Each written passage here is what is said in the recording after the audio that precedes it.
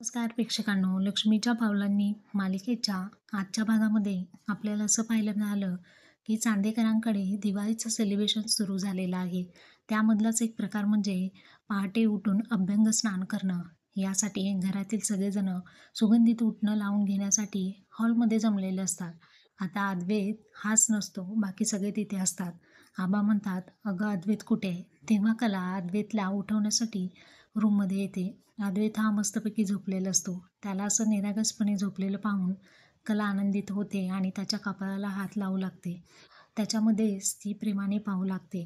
परंतु कला आता अद्वैतचं उघडं असणारं तोंड हळूच दाबते, म्हणजे बंद करते. तेव्हा अद्वैत जागा होतो आणि कला मोठ्याने त्याच्याजवळ ओरडते, हॅपी दिवाळी चांदेकर. तेव्हा तो म्हणतो, "अगं असं कोण ओरडतं का? हॅपी दिवाळी असं प्रेमाने म्हणावं."